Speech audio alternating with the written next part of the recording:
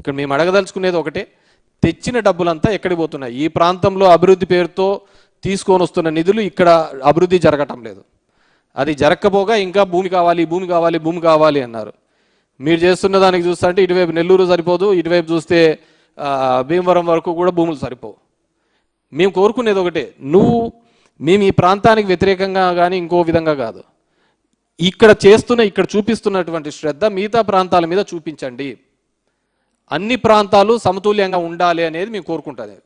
YSR Congress party నుంచి మొదటి నుంచి కూడా కోరుకునేది, ఆలోచన చేసేది అన్ని ప్రాంతాలు కూడా సమానంగా చూడాలి, ఆ విధంగా ముందుకు అడుగులు వేయాలనే దాని మీదనే కోరుకుంటున్నాం.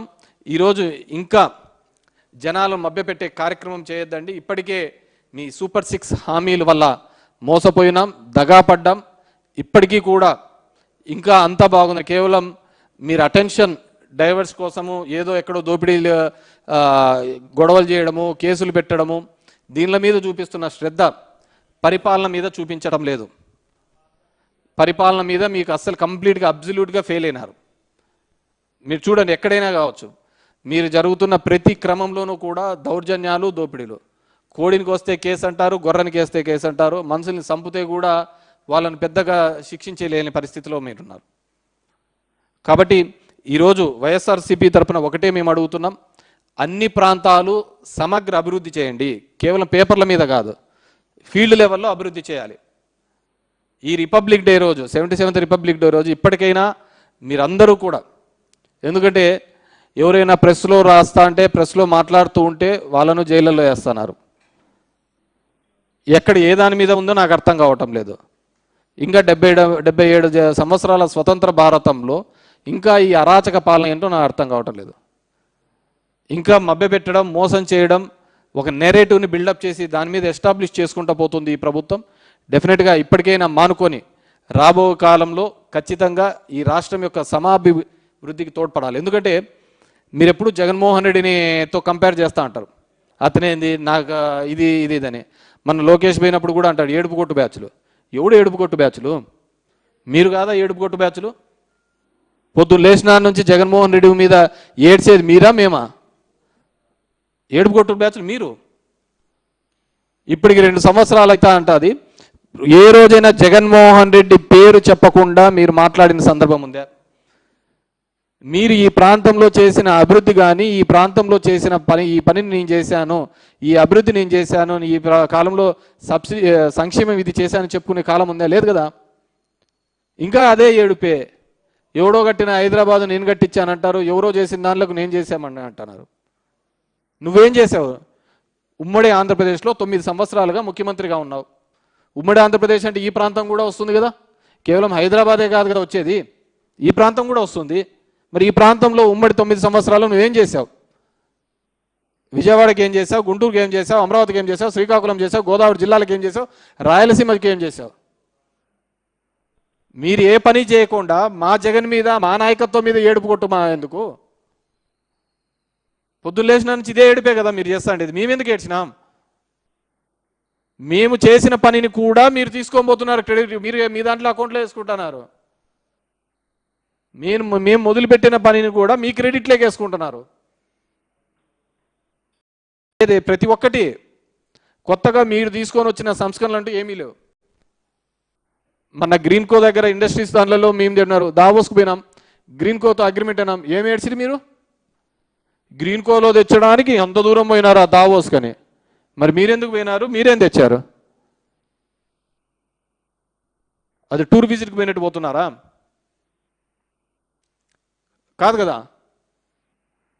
కాబట్టి ఇప్పటికైనా కానీ పరిపాలన మీద శ్రద్ధ పెట్టండి, లా అండ్ ఆర్డర్ మీద శ్రద్ధ పెట్టండి. మీరు ఇదే విధంగా బలవంతంగా నోటికొచ్చినట్టు మాట్లాడుతూ ప్రజల్ని ఇబ్బంది పడిచేస్తూ కార్యకర్తలను కేసుల్లో పెట్టించి నోరు మూపించాలనే ప్రయత్నం చేస్తే అది ఖచ్చితంగా మీకే రివర్స్ అవుతుంది. పబ్లిక్ చాలా తెలివైన వాళ్ళు, ఏం జరుగుతుంది, ఎలా జరుగుతుంది అనే దాన్ని బాగా క్షుణ్ణంగా పరిశీలించే వాళ్ళు జనం. నువ్వు నేను అంతా బాగుంటుంది అనుకుంటుంటాం. ఈరోజు ప్రతి రంగంలోనూ కూడా, ఉద్యోగస్తుల్లో కావచ్చు, ప్రతి ఒక్కరిలోనూ కూడా ఒక నిస్సహాయత, ఏమీ చేయలేని పరిస్థితి.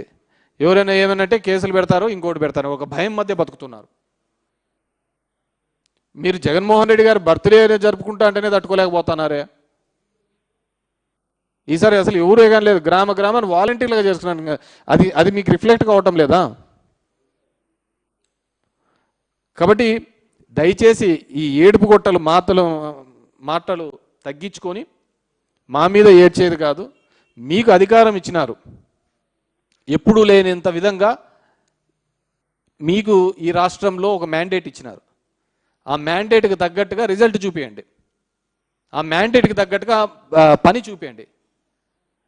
చాలా దానిలలో మేము చేసుకున్న పెద్ద అత్యంత తప్పు, మేము చేసిన పనిని మేము చెప్పుకోలేదు, మీలాగా అబద్ధం ఆడలేకపోయినాం.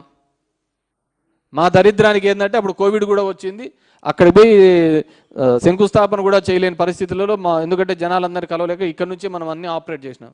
చాలామందికి తెలియదు. చాలామంది నా నియోజకవర్గంలో ఒక జిల్లేడు బండ అనే ఒక ప్రాజెక్టు 700 కోట్లతో అక్కడ పనులు జరుగుతాయని చాలామందికి తెలియదు. ఎందుకంటే అప్పుడు కోవిడ్ టైంలో జరిగిపోయినాయి. ఇరిగేషన్ ప్రాజెక్టుగా ఈరోజు రాయలసీమ లిఫ్ట్ అనే ప్రాజెక్టు ఎంతమందికి తెలుసండి? ఆ రోజు జగన్మోహన్ రెడ్డి గారు అంత పెద్ద ఎత్తున మొదలు పెట్టాడని చెప్పి మన రేవంత్ చెప్పేంత వరకు చాలామందికి రాయలసీమలో 70% మెంబర్కి తెలియదు. అవునా కదా? 17 మెడికల్ కాలేజీలు మేము అంతగా కట్టించాము, అంతగా చేశాము అని చెప్పేసి 60% జనాలకు తెలియదు. మేబీ ఆ నియోజకవర్గ ప్రజలకు తెలిసి ఉంటుందేమో. కానీ మొన్న మీరు పీపీపీ చేయడంతో మేము జనం దగ్గరికి వెళ్ళడము, జనం దగ్గర నుంచి వెళ్ళి ఆ హాస్పిటల్స్ చూపించే ప్రయత్నం చేయడంతోనే కదా ఈరోజు జనాలకు అందరికీ తెలిసినది. నిజంగా మేము మా తప్పది, మేము చేసింది చెప్పుకోలేకపోయినాం. మా జగన్మోహన్ రెడ్డికి ఎప్పుడే కానీ లేదు వేరే వాళ్ళ దాని మీద ఇతని పేరు రాసుకోవాలని చెప్పి. నిన్న జరిగిన భూ సర్వే వరకు ఇప్పటికైనా క్లియర్ చేసినారో చెప్పు. ఫ్రీ హోల్డ్లో వైఎస్ఆర్సీపీ వాళ్ళదే అని చెప్పి దీంట్లో మాఫియా చేసినారు. ఇన్నాళ్ళు 2 సంవత్సరాలు అవుతుంది. ఏం ఎంక్వైరీ తేల్చినారు? ఎంతమందికి ఫ్రీ హోల్డ్ నుంచి రిలీజ్ చేసినారు చెప్పండి? రోజు రెవెన్యూ క్లినిక్లు అన్నారు, అన్ని క్లినిక్లు అన్నారు, 2027 కల్లా అన్నీ అయిపోజేస్తామంటున్నారు. ఇప్పుడు ఐ ఛాలెంజ్ 2027 గన మీరు రెవెన్యూ సమస్యలన్నీ కానీ క్లియర్ చేస్తే గన, రెవెన్యూ సమస్యలు లేవని క్లియర్ చేస్తే నేను ఎలక్షన్లో కూడా పోటీ చేయనయ్యా. నోటికి వస్తే అబద్ధాలు. అదేవిధంగా మొన్న కూడా కల్తీ లిక్కర్ దొరికినప్పుడు బెల్ట్ షాప్లే లేకుండా చేస్తామని చెప్పినాడు. ఏం తగ్గినాయా? ఊరూరికి ఉన్నాయి. ఇదే జగన్మోహన్ రెడ్డి గారు రీసర్వే మొదలుపెట్టి చేసి 1924 తర్వాత మళ్ళీ 100 ఏళ్ళకు జగన్మోహన్ రెడ్డి గారు పెట్టి చేస్తే దాని మీద ఏమేమో అనరి. మీ భూమి లాక్కుంటాడు, ఇది ల్యాండ్ టైటిలింగ్ కాదు, ల్యాండ్ గ్రాబింగ్ యాక్ట్ అని చెప్పి మా దరిద్రం మేము చెప్పుకోలేకపోయినాం. అరే 100 ఏళ్ళ తర్వాత ఇది చేస్తున్నాం, దీనివల్ల మీకు ఇంత మేలు జరుగుతుందని చెప్పుకోలేనంత పరిస్థితుల్లో మేము తయారు చేసినారు. మా లీడర్ కూడా చెప్పుకోలేకపోయినాం. 20 సంవత్సరాలు మీరు సాగులో ఉంటే చాలు, దానిలకు సేలబు రైట్స్ ఇచ్చిన జగన్మోహన్ రెడ్డి కదా. అంటే ప్రభుత్వ భూమిలో కూడా మీరు సాగులో 20 సంవత్సరాలు ఎటువంటి లావాదేవీలు జరుపుకోకుండా ఉంటే 2004 నుంచి 2024 వరకు ఆ భూమి క్రయ విక్రయాలు చేసుకోవడానికి కూడా అధికారం ఇచ్చిన జగన్మోహన్ రెడ్డి మీ భూములు కాజేస్తున్నాడంటే ఎలా నమ్మగలిగినారు? అంటే చంద్రబాబు నమ్మించినాడు. రోజు ఫోన్లే, మీ భూమి ఎత్తపోతున్నారని ఫోన్లు చేస్తా అంటే జనాలు ఏం చేస్తారు?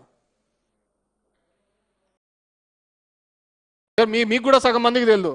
20 సంవత్సరాల భూమిలో మీరు గన ఉంటే గన, అది ప్రభుత్వ భూమిలో మీకు పట్టా ఉండి 20 సంవత్సరాలు మీ చేతిలో ఉంటే గన దాని క్రయ విక్రయాలు కూడా చేసుకోవచ్చు. భూమిలో గతంలో ఎప్పుడు ఉండేది? 1954 కంటే ముందు ఉండేది మాత్రమే రిజిస్ట్రేషన్ క్రయ విక్రయాలు చేసుకునేకి, జీవో నెంబర్ 585 ప్రకారం. 22 లక్షల ఎకరాలు వేసినది ఎవరు? చంద్రబాబు నాయుడు గారు కదా.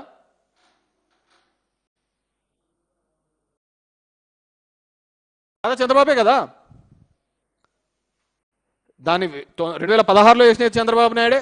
2018లో జీవో ఇచ్చినాడు చంద్రబాబు నాయుడు గారు. ఏమని? 1954 తర్వాత ఉండేటివన్నీ డిలీట్ చేయాలని. కానీ కాలేదే. కానీ జగన్మోహన్ రెడ్డి గారు ఒక 4 అడుగులు ముందు వేసి ఇచ్చినాడు.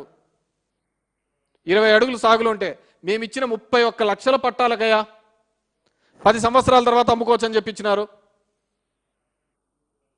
31 లక్షల పట్టాలకు 10 సంవత్సరాల తర్వాత నువ్వు సేలబుల్ రైట్స్ ఇచ్చినారు.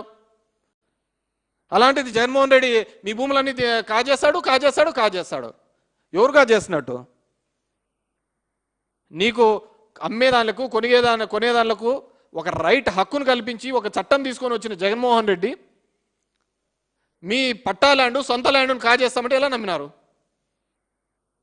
ఎందుకు నమ్మరు అంటే చంద్రబాబు నాయుడు గారు చేసే మ్యానిపులేషన్ ఆ విధంగా ఉంటుంది.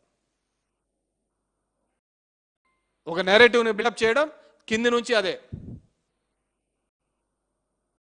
సాయి ప్రసాద్ కదా రోజు సీసీఎల్ఏ ఉండేది, కాబోయే సిఎస్ అంటారు, చంద్రబాబు బంధువు అంటాడు. ఆ రోజు చీఫ్ సెక్రటరీ సీసీఎల్ఏగా ఉండేది ఎవరు? సాయి ప్రసాద్ కదా. ఆయన కాదా ఇవన్నీ రూపొందించినది?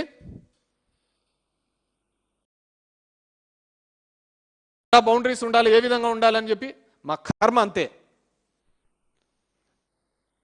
ఈరోజు ప్రతి ఒక్కరితోనూ కూడా అది తెలుసుకుంటున్నారు. నేను అదే అనేది, ప్రజలు తెలుసుకుంటున్నారు.